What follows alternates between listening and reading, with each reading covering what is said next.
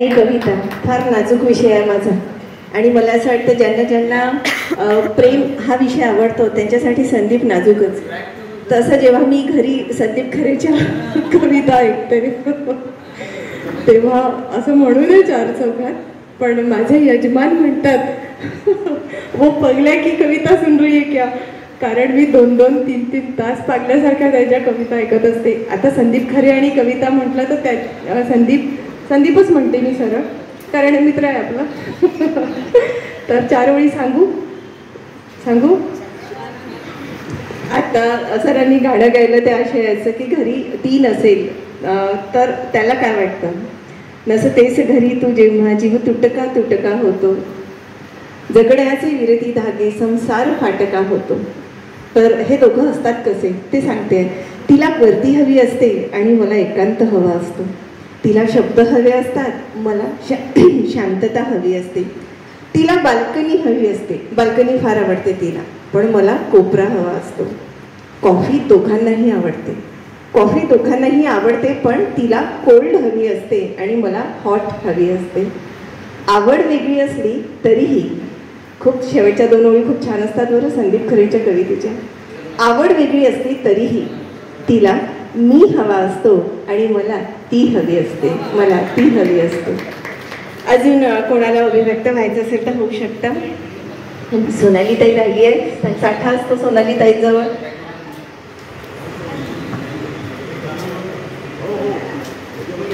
आधी म्हणता मी तिथे येते, म्हणजे मी सगळ्यांना दिसली पाहिजे. कवितांचा वर्षाव झाला आणि मदन दादांनी पण सांगितलं की गप्पा करा, हो ना. तर मी एक गप्पांच्या याच्यामध्ये मी कालच एक ताजी एक कविता, हास्य कविता, माझी स्वलिखित कविता लोकमत सखी मंचला सादर केली आणि माझा तिथे नंबर पण आला. तर मी तीच आज तुमच्या पुढे फेकून मारणार आहे, हसायचे आपल्याला. तर गप्पा आहे आणि मी तिथेही सांगितलं आणि मी इथेही सांगते की सत्यघटनेशी या कवितेचा जराही संबंध नाही आहे. त्यामुळे टेन्शन घेऊ नका, निखळ हसा. कारण आमच्या बायकांना नवऱ्यांकडून आमच्या घरच्यांना काय काय म्हणतात ही सवय झालेली असते. त्यावरच मी माझी ही एक हास्य कविता सादर करते. तर जरा गावठी भाषेतच आहे आपल्या, चालेल ना तुम्हाला साऱ्याले. तर कोरोनाच्या काळामध्ये सारायनं आपला एकांत बोर होते, एकमेकाला पाहू नाही काय. तर मग काहीतरी पोचलं, कोण कुत्रं, कोण मांजर, कोण काय. तर माया बी मनात आलं का आपण काहीतरी पोसावं. तर मी माझ्या नवऱ्याले पत्त्यामध्ये म्हणलं, मी म्हणलं नवऱ्याले आपण पोसू कोंबडी. तो म्हणते मले काय ले हो बाई, बलाव माझ्या साळीले खेळू आपण लगली. मग मी म्हणलं नवऱ्याले आपण पोसू कुत्रं. सोपं आहे ना कुत्रं पोसणं. मी म्हणलं नवऱ्याले आपण पोसू कुत्रं. तो म्हणते मले काय ले हो बाई, बलवतो या भावाले थेसलंही चत्र. मारला डोक्यावर हात, याला काही दुसरं सुचत नाही माझ्या घरातल्याला नाव ठेवाले. मग मी म्हणलं आपण आता एक काम करू, आपण पोसू बकरा. मी म्हणलं त्याला आपण पोसू बकरा. तो म्हणते मला काय ले हो बाई, आहे ना माझ्या सासरा. मग असं डोकं खराब झालं माझ्यावालं. मला वाटलं त्याच्या घरच्यावर काहीतरी जोक मारावं, म्हणून मी म्हणलं आपण एक काम करू, आपण पोसू म्हैस. मी म्हणलं त्याला आपण पोसू म्हैस. तर माझ्या आधीच तो म्हणते मग बोलव माझ्या सासूले ना थोडा वेळ बैस. आता आली का नाही डोकं खराब व्हायची वेळ. माझ्या झालं डोकं खराब. मग मी त्याला म्हणलं आता तुम्हीच सांगा आपण काय पोसू. तुम्हीच सांगा का आपण काय पोसू. तो मला म्हणते विचार करून आपण पोसू गाढव. तो म्हणते मले आपण पोसू गाढव. कारण मी त्याला म्हणलं काहून बरं गाढवच काहून. तो म्हणते मले आपण पोसू गाढव, कारण गाढव आहे लई इमानदार प्राणी. काही बी म्हणलं खालची मान वर नाही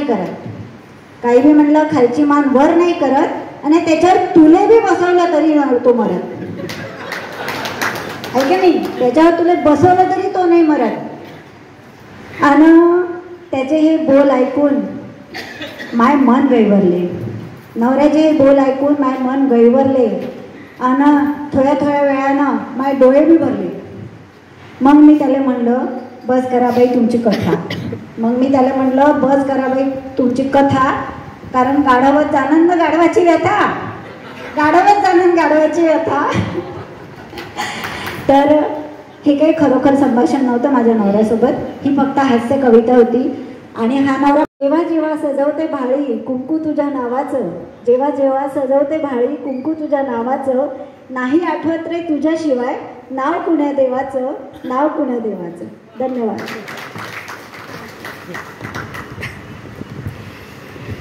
एक नंबर झाली सोनाली ताई कविता एकदम घ्या. मला असं वाटतं त्या ताई पोझिशन घेऊन आहेत रेडी. पहिले तुमचं नाव सांगा. धन्यवाद ताई. माझं नाव आहे श्रुतिका अनुपम शास्त्रकार. मी प्रीतीताईच्या थ्रू सृजनला जॉईन झाली आहे. हा माझा दुसराच कार्यक्रम आहे.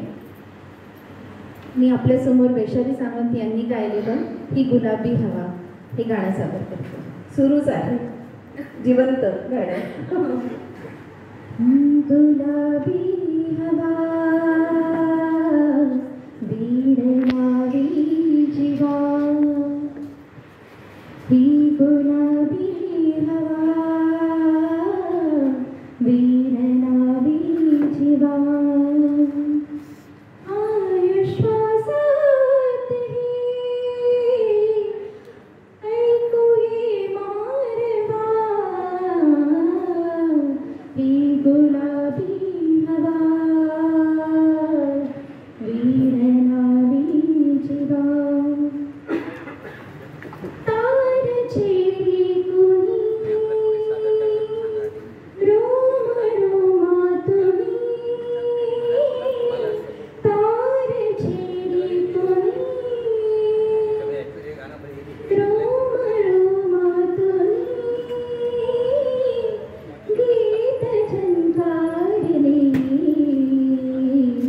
आज माझ्या मनी, सांज वाऱ्यातही गंधदाटी हवा, ऐकू ये मारवा, ही गुलाबी हवा वीणनावी जीवा. कापुरी रंग है उधळले अंबरी, कापुरी रंग है उधळले अंबरी, भानर पूनमी कावरी बावरी, कातळी नातरी, बोल तू पारवा, ऐकू ये मारवा, ही गुलाबी हवा वीणनावी जीवा, ही गुलाबी हवा वीणनावी जीवा. धन्यवाद. अगदी गोड गोड गाणं गायलं. गाणं सूर गोड. कौन मैम आप रह गए कुछ तो नहीं. हाँ हाँ आपके बाद बिल्कुल बिल्कुल आफ्टर यू बिल्कुल बिल्कुल. ओके त्यावर बोलने वाले हैं हम.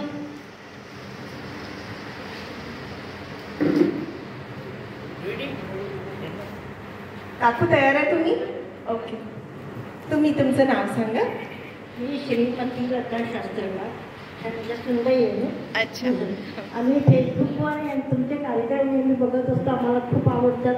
आणि यावेळेस नवघरे सर आणि प्रीती नवघरे मॅडम यांनी आम्हाला सांगितलं की आज नक्की या, म्हणून माझं पहिल्यांदा आता तुम्ही नेहमी येत राहणार मला माहिती आहे. नेहमी येत राहणार आता मला माहिती आहे. खूप आवडतं आम्हाला. सुख आणि दुःख या संसारामध्ये असतेच. सुख आल्यावर दुःख हे डोंगरा एवढे असते. प्रत्येकाचे आयुष्य हे हा आणि त्या कारणाने ग्रासलेलेच दिसते. या जगामध्ये, या संसारामध्ये एकही माणूस नाही की तो सुखी असून ग्रासलेला नाही. तर काहींना काही दुःख असते, पण काहींना खूप दुःख असते. कारण हे पूर्वसंचित असते. आपण ज्या पद्धतीने पेरू ते आपल्यातच होतं. आपण म्हणतो आपल्याच नशिबी काम. आपल्या भाग्यरेषेत जेवढे लिहिले असेल तेच भाग्य प्रत्येकाच्या कपाळावर लिहिले असते. म्हणून आपल्या भाग्यात जेवढे असेल तेवढेच मिळेल. प्रत्येकाने जन्माला येताना भाग्यरेषा लिहून आणल्या असतात. आपल्या हातात काहीच नसतं. आपल्या हातात फक्त देवाचे नाव घेणे, कुलस्वामिनीचे नामस्मरण करणे हेच असते. म्हणूनच गीतेमध्ये म्हटलं आहे, कर्मण्येवाधिकारस्ते मा फलेषु कदाचन मा कर्मफल हेतुर्मा ते संगोऽस्तु कर्मणि. तर ऐका, पण माझा जन्म गीता मंदिरातच झालाय बरं का. नागपूरला गीता मंदिरातच माझा जन्म झालेला आहे. त्याच्यामुळे मला गीता पाहिजे. ऐका, प्रेम सदा भरपूर भगवान तुम्हारे चरणों में मेरी मंजूर है भगवान तुम्हारे चरणों में. जीवन को मैंने सौंप दिया, यह डोर तुम्हारे हाथों में. उद्धार पतन अब मेरा है भगवान तुम्हारे चरणों में. संसार सार है, सार नहीं बाकी न रही अब आस कहीं. मैं हूँ संसार के बंधन में, संसार तुम्हारे हाथों में. आँखों में सदा यह ध्यान रहे और मन चरणों में लगा रहे. यह अंत समय की अर्जी भगवान तुम्हारे चरणों में. यह प्रेम सदा भरपूर रहे भगवान तुम्हारे चरणों में.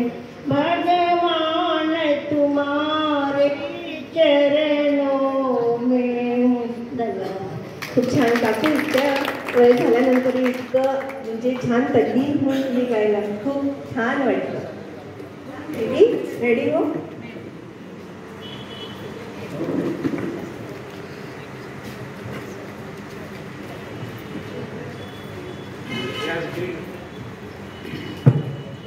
विषयातील वैविध्य, सातत्य आणि वेळेचं बंधन पाळणारी अखिल मराठी प्रांतातील सृजन ही एकमात्र संस्था असावी असं माझं व्यक्तिगत मत आहे.